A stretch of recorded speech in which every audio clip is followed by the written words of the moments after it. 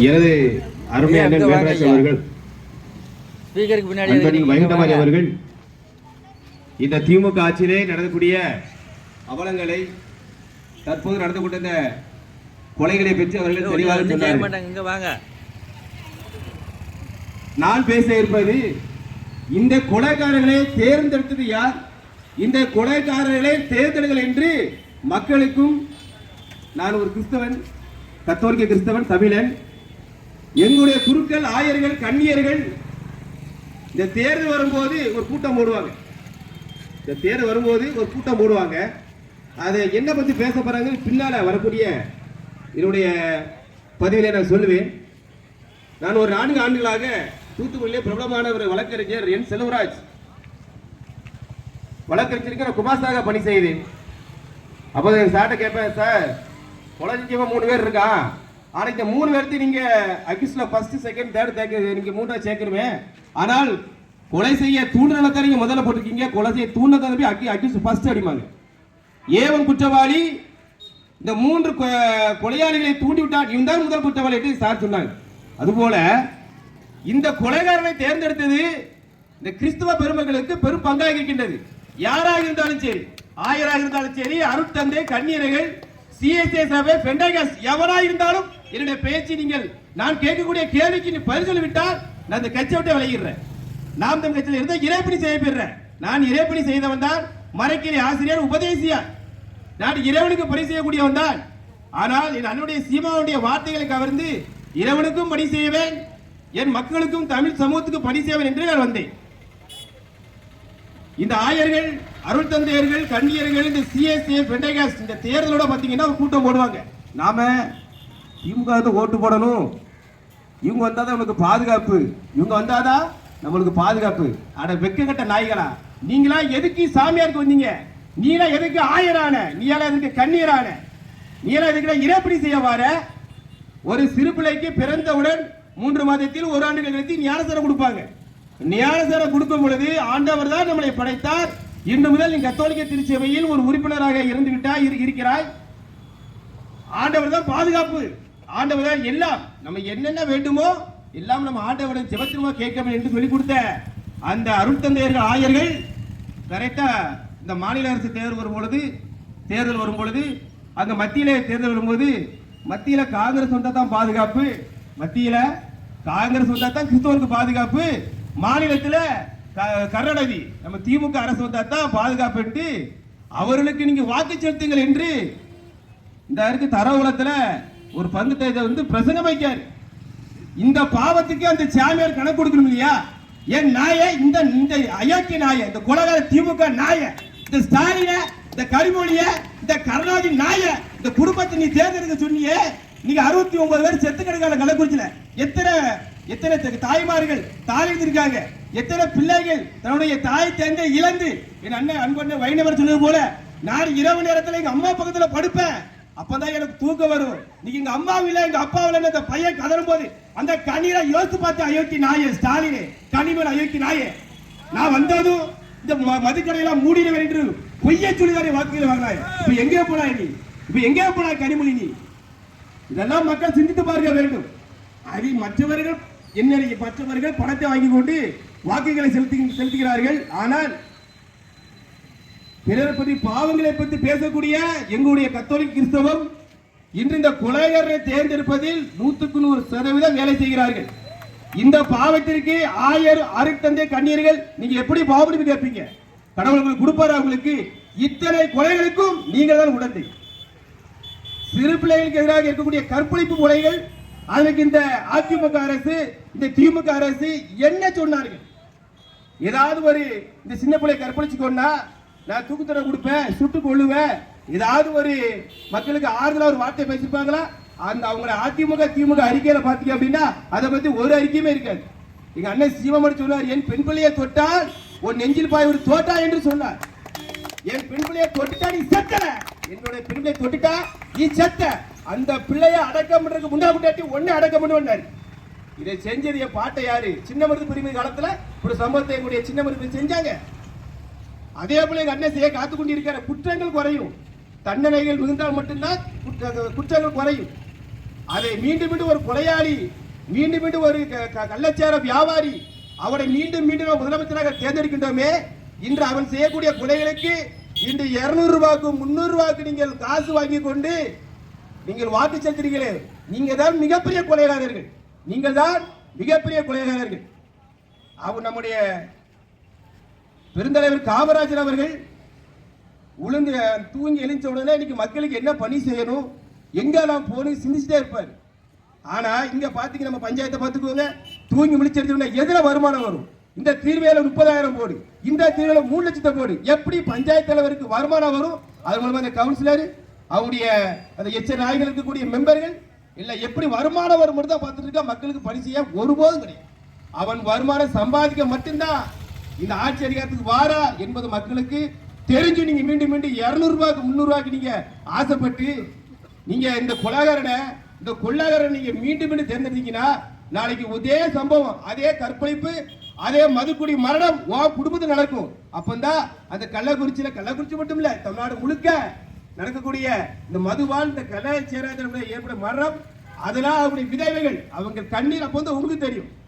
நீ எத்தனை சிறுபிள்ளை கற்பழிச்சு கொள்றாங்க, என்ன தண்டனை கொடுத்தா இன்னைக்கு அவரை அன்னைக்கு சீமான சொன்னது போல எந்த குழந்தை செத்துச்சோ அந்த குழந்தையின் வழிபடத்தில் இருந்துதான் அந்த பிள்ளைய கற்பழி கொலை செய்து அந்த நாய்க்கு செயலி நீ சோறு போடுற வெக்கம் இல்லையா? இல்ல கேட்கிற எவனா திமுக ஓட்டு போடுறவன் நெஞ்சத்தை தொட்டு சொல்லுங்க, எவனா சொல்லுங்க பார்ப்பேன். இந்த திமுக நல்லாச்சு கொடுக்குதா உங்களுக்கு? 200 ரூபாய்க்கு 300 ரூபாய்க்கு ஒரு ஆண்மகன் ஒரு ஆம்பளை பக்கத்து உழைக்கிறோடைய சாவது மேலடா 300 ரூபாய்க்கு பொண்டாட்டி தான் அதை போய் நின்று இருக்கா. இந்த வெள்ளா நேரத்துல இந்த பஞ்சாயத்து தலைவர் சரவணன் அவர்கள் ஒரு வாரம் வரல, 7 நாள் கழிச்சு வந்தாரு. தாடியை வளர்த்துட்டு நான் ரொம்ப துக்கத்துல இருக்கிற, மோடி சொன்ன மாதிரி நான் ரொம்ப துக்கத்துல இருக்க மத்துக்கோங்க, அதனால தான் இந்த வெள்ளத்தாடி வளர்த்துட்டு இருக்கிற மாதிரி அவர் கருத்து வச்சிருந்தாரு. துக்கத்துல இருக்காரா? 7 நாள் வரல. ஒரே ஒரு வார்டு மெம்பர் சொல்லுங்க, அங்கே பணி செய்ய ஒருத்த கிடையாது. அதன் பின்பு வந்து எவ்வளவுக்குள்ள இந்த வெள்ள நீராட்சி கொள்ளையடிக்க முடியுமோ அந்த அளவுக்கு கொள்ளையடிச்சாங்க. இப்படி மீண்டும் மீண்டும் இந்த கொள்ளையடிப்பவர்களை நீங்க தேர்ந்தெடுத்தால் நீங்கள் மீண்டும் மீண்டும் பிச்சைக்காரர் ஆவார்கள். இதுல வேற பாத்தீங்க அப்படின்னா ஒரு கண்டனம் போட்டோம், இதுக்கு முன்னாடி நாங்க செஞ்சோம் இந்த மதுக்கடையை மூடணும் அப்படின்னு. அப்போ ஒரு 4 தெருவை இந்த மதுக்கடையால பாதிக்கப்படக்கூடிய 4 தெருவுக்கு போய் தீவிரமான படி, ஏமா நீங்க வாங்க, ஏமா நீங்க வாங்க வாங்க, நீங்க போராட்டம் செஞ்சு அந்த மதுக்கடையை அகற்றிடலாம் அப்படின்றதுக்கு பாத்தீங்கன்னா ஒரு ஆம்பளை வரல. வந்தது 12 பெண்கள் மட்டும்தான். வந்தது 12 பெண்கள் மட்டும்தான். உங்களுக்கு வெக்கமா இல்லையா? ஏன் எங்களுக்கு குடும்பம் இருக்கு, நாங்க இன்னைக்கு இந்த மதுக்கடையை போராட அந்த மதுக்கடையை நடத்தக்கூடிய உரிமையாளர் எங்களை கொலை செஞ்சிருவாரா? ஏன் எங்களுக்கு குடும்பம் இல்லையா? நாங்க துறவியா இருக்கிறோம். நான் இங்க இந்த மக்களோட நலனுக்காக தான் போராடுறோம். அந்த மதுக்கடைக்கு எதிராக போராடிய ஒரே கட்சி நாம் தமிழ் கட்சி மட்டும்தான். இந்த மாப்பிள்ளை பஞ்சாயத்துல உறுதியா சொல்றேன், அடிச்சு சொல்றேன், அடுத்து மாப்பிள்ளை பஞ்சாயத்து தேர்தலில் நாம் தமிழ் கட்சி வந்துச்சு அப்படின்னா மதுக்கடை இல்ல மாப்பிள்ளை பஞ்சாயத்து எவ்வளவு பார்ப்பேன். கஞ்சா கட்சி பார்ப்போம், அங்கங்க கஞ்சா நடைபெறுது. முடியுமா? ஒரு போலீஸ்காரர் உண்மையில போடக்கூடிய அந்த காக்கி சட்டைக்கு உண்மையா பணி செய்யணும் அப்படின்ட்டு அவர் பணி செஞ்சாலும் அதுக்கு மேல இருக்கக்கூடிய அதிகாரி விட மாட்டாங்க. இது உண்மை. இன்னைக்கு காவலர்களை பற்றி வெவ்வேறு கருத்துக்கள் இருக்கலாம். நான் எப்போதும் காவலர்களை உயர்வாகத்தான் பார்ப்பேன். ஏன்னா இன்னைக்கு அந்த ஒரு இடத்துக்கு போகும்போது அவன் கஞ்சா அடிச்சிருப்பா, ஏன்னா எங்களை திருக்க டப்பர் குத்திட்டானா அந்த காவலுடைய குடும்பத்தை யார் பாப்பா? இந்த நாய் கொடுப்பானா? 3 லட்சம் கொடுப்பா. ஆனா கலாச்சாரம் குடிச்சவருக்கு 10 லட்சம் கொடுப்பா. இந்த ஸ்டாலின் அயோக்கிய நாய், இந்த திமுக அயோக்கிய. என் காவலன் என்னை காப்பதற்கு அவன் செத்தா அவனுக்கு 3 லட்சம் கூட கிடையாது. இப்ப அண்ணன் சொல்லல, ஒரு பெண் காவலர் பணியில இருந்துட்டாங்க, அவனுக்கு எத்தனை லட்சம் கொடுத்தாங்க கேளுங்க. ஸ்டாலின் எத்தனை லட்சம் கொடுத்தாங்க கேளுங்க. ஆனா கலாச்சாரம் குடிச்ச அந்த நாய்க்கு அந்த மனிதருக்கு 10 லட்சம். இப்படிப்பட்ட ஒரு அயோக்கிய பிள்ளைங்க தேர்ந்தெடுக்கலாமா? தேர்ந்தெடுக்கலாமா? எனக்கு அன்பான சொந்தங்களே, இந்த மாப்பிள்ளை பஞ்சாயத்துல நடக்கக்கூடிய ஊழல்கள் நீங்க பாருங்க. பஞ்சாயத்துல இந்த திமுக அரசு வரும்பொழுது அதுக்கு 1.5 கோடி இருந்துச்சு.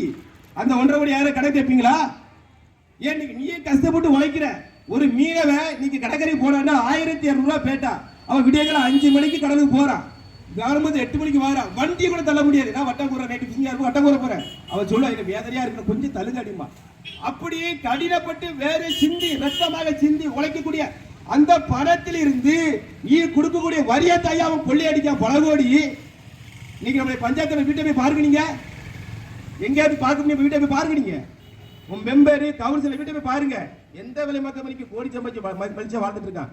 உங்களுக்கு 200 ரூபாய் 300 ரூபாய் அப்படி வீட்டு நாய்க்கு எழுந்துட்டு போடும் அவக்கு கட்டு வரும். அந்த மாதிரி உங்களுக்கு குடிநீங்க அவ ஆட்சி ஆண்டுட்டு இருக்கா.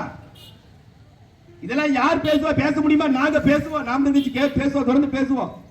என்னுடைய தெருவில் தான் தார்ச்சாலை போட்டிருக்காரு. போட்டு ஒரு வாரம் அவளை பிஞ்சிட்டு நான் உடனே வீடியோ எடுத்து போட்டேன். நான் இன்ஜினியர் மாதிரி ஒரு ஆள் பேசுறேன். ஐயா இங்க இந்த மாப்பிள்ளை பஞ்சாயத்துக்கு தார் ரோடு உதவி பொறியாளராக கிட்ட. ஆமா, இந்த ரோடெல்லாம் போடுறாங்க இல்லையா, தார்ச்சாலை போடுறாங்க, நீங்க சோதனை செஞ்சீங்களா?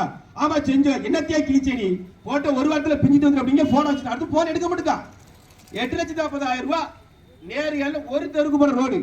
அது அடுத்தது இருக்கு. அதோடைய மதிப்பு 3 லட்சம் கூட இருக்காது. என்ன மக்களே, 3 லட்சம் கூட இருக்காது. எத்தனை லட்சம் அடிக்காம பாருங்க, எத்தனை லட்சம் அடிக்காம பாருங்க. ஆக இப்படி கொலை செய்யக்கூடிய, மதுகளை வித்து பல பெண்களை தாலி இருத்து உல்லாசம் ஆளக்கூடிய திமுக அரசு உங்களுக்கு வேணுமா? இந்த திமுக அரசு நீங்க செருப்பால் அடிச்சு பத்த வேண்டாமா? பல பெண்களை கற்பழிக்கக்கூடிய அந்த கட்சிக்காரனை கற்பழிக்கிறான். இந்த நாய் உனக்கு தேவைதானா? 200 ரூபாய்க்கு 300 ரூபாய்க்கு நீ விலை புரிய என் அன்பு சகோதரியே, என் அன்பு தாய்மார்களே, இன்று உங்கள் பிள்ளைகளுக்கு அதே போல சாவு ஏற்பட்டா நீங்க சும்மா இருப்பீங்களா? உண்மையிலே நான் மான உள்ளவன் தான், நான் பிறர் மீது அக்கறை உள்ளவன் தான் நினைச்சீங்கன்னா இனி ஒருபோது திமுக ஓட்டு போறத, திமுக ஓட்டு போட்ட அந்த பாவத்துக்கு நீ கணக்கே சேர முடியாது. இந்த பாவத்துக்கு நீ கணக்கே சேர்க்க முடியாது. என் கிறிஸ்தவம் பார்த்தீங்க அப்படின்னா 12 சீடர்கள்ல யூதாஸ் ஒருத்தன். இந்த யூதாஸ் 30 காசுக்கு தான் இயேசுநாதர் காட்டி கொடுத்தாரு. காட்டி கொடுத்து நல்ல பாத்தீங்கன்னா அப்படி ஆகும்போது சாவரா, அவருக்கு எந்த தண்டனையுமே ஆர்டர் கொடுக்கல. துரோகிக்கு அவர் தண்டனை கொடுக்கல. ஆனால் இயேசுநாதர் சிலுவையில் அறைஞ்ச அந்த யூதர்களை, பிதாவே இவர்கள் செய்வது என்னை விட செஞ்சுட்டான், இவனை மன்னிச்சிருக்காரு. ஆனால் யூதாஸுக்கு அவர் எந்த மன்னிப்பு கொடுக்கல, அவனா தூக்கப்பட்டு சாவுறான். அது போலதான் உங்களுக்கு மன்னிப்பே கிடையாது. திமுக அதிமுக வாக்கு செலுத்தினீங்கன்னா உங்களுக்கு மன்னிப்பே கிடையாது. நீங்க நம்ம சுத்தமான காற்றை வாசித்து சுகாதாரமா வாழ்ற அப்படின்னா நீங்க ஸ்டெர்லைட் ஆலை முழுமையா மூடப்பட்டது. அதிமுக காலத்துல அந்த படுகொலை நடந்தது. திமுக அதை கையில வச்சுக்கிட்டான். அது அவன் சொல்லல, அந்த பிரசாந்த் கிஷோர் இருக்காரு இல்லையா, ஒரு வடநாட்டவன். இவனுக்கு மூளை இருக்காது, முக ஸ்டாலினுக்கு மூளை அறிவு எதுவுமே இருக்காது. இந்த பிரசாந்த் கிஷோர் அவருக்கு ஆளுநர் கொடுக்காரு. தூத்துக்குடி மக்கள் ஃபுல்லாமே இதை வெகு கொந்தளிச்சு நிற்கான். தூத்துக்குடியை வச்சு தமிழ்நாடு முழுவதும் கொந்தளிச்சு நிற்கான். அதை கையெடுத்துக்க நாங்க வந்த உடனே ஸ்டெர்லைட் ஆலைய சிறப்பு சட்டம் ஏற்றி நான் மூடுவேன்னு சொன்னான். அந்த 17 அதிகாரிகள், அந்த போலீஸ்ல இருந்து எஸ்பி வர, கலெக்டர் வர, நாங்க கடுமையான தண்டனை கொடுப்போம்னு சொன்னான். செஞ்சானத நாய் இந்த கடுமொழி செஞ்சாங்க, இந்த அம்மா செஞ்சாங்க கேட்டு பாருங்க. ஆனால் இப்ப அவங்க ஆட்சிக்கு வந்தாச்சு, என்னமா சொல்றாங்க, இவங்க மீது சட்டப்படி நடவடிக்கை எந்த அவசியம் இல்லை அப்படின்னு அறிக்கை விட்டா. இது உண்மை. இதை எந்த அரசியல்வாதி பேசல. நீங்க அங்க பேசக்கூடிய அந்த தலித் மக்களுக்கு பாதுகாப்பு திருமாவளவன் அவர்கள் அரசியல் கோமாளி, அவங்க மதிப்புக்குரிய கமலஹாசன் அவர்கள், அவர் மாதவமணி, இவங்கெல்லாம் சொன்னா பேசுறாங்களே. எங்க அண்ணன் சீமான் பேசுறாரு, தூத்துக்குடி பேசுறாரு. அவர் சொன்ன பிறகு இந்த வெறுமை தெரிஞ்சு. அப்படி எப்படி மக்களை ஏமாற்றி ஆட்சிக்கு வந்து கொள்ளையடிக்க முடியுமா அப்படி கொள்ளையடிப்பார்கள் இந்த திமுக. எனவே அன்பான தமிழ் சொந்தங்களே, அது தமிழ்நாடு முழுக்க கிடையாது. மாபெரும் பஞ்சாயத்துல இந்த வெள்ளத்துல பாத்தீங்க அப்படின்னா ரொம்ப குடமதிப்பா இருக்கு. சாதாரண சாமானிய ஒரு 1000 முழுக்க சம்பாதிச்ச கூட 36 லட்சம் சம்பாதிக்க முடியாது. இந்த பஞ்சாயத்து நிர்வாகம் 36 லட்சம். நிறைய இடத்துல பேசிட்டேன். பிளீச்சிங் பவுடர் இருக்கு, நீ சொல்லுங்க பாப்பு, ஒரு நாள் பிளீச்சிங் பவுடர் போட்டு 36 லட்சமா? நீ சிந்திக்க வேண்டாமா? அவன் கணக்கு கொடுத்திருக்காரு. டீசல் அந்த இயந்திர வாடகை அதுக்கு ஒரு 60 லட்சம், டீசலுக்கு 50 லட்சம். ஆட கொடுமை. இந்த நாய, இந்த கொள்ளாக்கார நாய முதல் முறையா தேர்ந்தெடுக்க கிறிஸ்தவன் தான். நான் இருக்கிறது கிறிஸ்தவன் தான். கேவலமா இருக்கு எனக்கு. இன்னைக்கு 1.5 கோடி அந்த இயந்திர செலவு, டீசல் செலவு, பிளீச்சிங் பவுடர் கொடுமை பத்தியா? உன்னால 1 லட்சம் சம்பாதிக்க முடியுமா? 1 லட்சம் மிச்சம் சேர்க்க முடியுமா நம்மளால? நீங்க கஷ்டப்பட்டு உழைக்கக்கூடிய வரி பணத்திலிருந்து நீங்க பணம் போது அரசுக்கு போது அரசு பணத்தை கொள்ளையடிக்கும். ஒரு நேர்மையான அரசியல் செய்ய, ஒரு தூய்மையான அரசியல் செய்ய, குற்றங்கள் குறைவதற்கு மக்கள் நலமோடு வாழ வேண்டும் என்பதற்காக நீங்கள் தேர்ந்தெடுக்கக்கூடிய ஒரே கட்சி நாம் கொஞ்சம் மட்டும்தான். நாங்க எதுக்காக மண்டிட போற கிடையாது. கடைசி வரை நாங்க எங்களுடைய கொள்கையால் ஏற்று வந்தாலும் மட்டும் எங்களுடைய கூட்டணி நாங்கள் கடைசி வரை தனியாக போராடுவோம். ஒவ்வொரு தேர்தலையும் பார்த்தீங்கன்னா வெற்றி பெற போட மாட்டோம். ஆண்டவரே, ஒவ்வொரு தேர்தலையும் நான் எண்ணு உத்வேகமாக என்னுடைய கட்சிக்கு பரிசேருக்கு எனக்கு சின்ன ஒரு ஆற்றில தாருகாடிமே அப்படிதான் மன்றாடுவேன். நாங்கள் செவிக்கிறேன் வரும், எங்களுக்கு காலம் வரும். அப்போ இந்த தேர்தலில் அரசு அங்கீகாரம் பெற்ற கட்சியாக நாம் தமிழர் கட்சி மாறி எல்லாரும் தோத்துட்டோம். எங்களுக்கு அப்படி சந்தோஷம் இருந்துச்சு. ஏன்னா நாம் தமிழ் ஒரு அக்கா பேசுறாங்க, முக்கிய பெருமாள் அருமையா பேசுவாங்க. இனி எந்த கூட்டணி இருந்தால் நாம் தமிழர் கட்சி புறக்கணிக்க முடியாது. அனைத்து கட்சி கூட நடந்தா நாம் தமிழ் கட்சி கூப்பிட்டே ஆக வேண்டும். நாம் தமிழ் கட்சி எதிர்ப்பு கொடுத்தால் எதிர்ப்பு தான் அது அப்படின்ட்டு ஒவ்வொரு விஷயத்திலையும் நாம் தமிழ் கட்சி உறவுகள் செல்ல வேண்டும் என்று அழகா சொல்றாங்க. அது ஒரு அங்கீகாரத்தை எங்களுக்கு இந்த மக்கள் கொடுத்திருக்கிறாங்க. நெஞ்சார்ந்த நன்றி தெரிவித்து கொள்கிறேன். நீ வரக்கூடிய காலங்களில் நல்லாட்சி நடைபெறணும். இது மதுக்கடை இல்ல ஒரு ஒரு ஒரு தமிழகம் மாற வேண்டும் சொன்னா நீங்க நாம் தமிழ் கட்சி மட்டும் தான் தேர்ந்தெடுக்கணும். வேற எந்த கட்சியும் செய்யாது. எனவே அன்பு தமிழ் சொந்தங்களே, தொடர்ச்சியாக இந்த மாப்பிள்ளை பஞ்சாயத்திலே களப்பணிகள் அதிகமாக செய்து கண்டன ஆர்ப்பாட்டங்கள் மக்களுக்கு என்னென்ன தேவையோ என்ற கண்டன ஆர்ப்பாட்டங்கள் பொதுக்கூட்டங்கள் என்று அதிகமாக இந்த மாப்பிள்ளை பஞ்சாயத்தில் நாங்கள் நடத்தி கொண்டு வருகின்றோம். மக்கள் வரக்கூடிய பஞ்சாயத்து தேர்தலிலே நாம் தமிழ் கட்சி மக்களுக்கு நீங்க வாக்களித்து இந்த பஞ்சாயத்தில் நல்ல ஒரு ஆட்சி அமையறதுக்கு நீங்க உறுதி செய்ய வேண்டும். உங்களை தாழ்வோடு கேட்டுக்கொள்கின்றேன். நம்முடைய இந்த நடந்து கொண்டிருந்த தேர்தலில் மாப்பிள்ளை பஞ்சாயத்துல நாம் தமிழர் கட்சி 2வது வந்திருக்கு. முதலிடத்துல திமுக இருந்தாலும் பணத்தை கொடுத்து அவங்க எந்த ஒரு சந்தோஷப்பட முடியாது. நாங்க எந்த ஒரு பணம் கொடுக்காம எங்களுடைய உழைப்புல மாப்பிள்ளை பஞ்சாயத்துல நாம் தமிழர் கட்சி 2வது வந்திருக்கு. இந்த வாக்கு செலுத்திய அனைத்து நல்ல உள்ளங்களுக்கும் நன்றி தெரிவித்துக் கொள்கிறோம். மிக தொடர்ச்சியாக ஒவ்வொரு தேர்தலையும் நீங்க நாம் தமிழ் வாக்கு செலுத்தி இந்த மக்களையும் நாட்டு மக்களையும் இயற்கை வளங்களை பாதுகாக்க வேண்டும் நினைச்சீங்கன்னா கண்டிப்பா நீங்க செலுத்தக்கூடிய கட்சி நாம் தமிழ் கட்சி வாக்கு நாளாக மட்டும்தான். வாய்ப்புல ஒரு வாக்கு இருக்காங்க. நீதிமொழிகள் நீதிமொழிகள் 29:2 பாத்தீங்கன்னா நல்லார் நல்லார் ஆட்சி செய்தால் குடிமக்கள் மகிழ்வோடு இருப்பார்கள். எப்படி நல்லார் ஆட்சி செய்தால் குடிமக்கள் மகிழ்வோடு இருப்பார்கள், பொல்லார் ஆட்சி செய்தால் குடிமக்கள் புலம்பிக் கொண்டே இருப்பார்கள் என்று அந்த 2 நம்ம திருக்குறள் மாதிரி தான். இன்னைக்கு நம்ம புலம்பிட்டு இருக்க முடியா, இவன் நல்லாட்சி நடத்துறானா? இப்படி இந்த விவிலிய வார்த்தைகளை போதிக்கக்கூடிய இந்த அயோக்கிய சாமிமார்கள் திமுக ஓட்டு போட சொல்லும் போது எவ்வளவு உன்னுடைய பாவத்துக்கு கடவுளே மன்னிப்பு கொடுக்க மாட்டார் என்று சொல்லி விடைபெறுகிறேன். நாம் தமிழர்.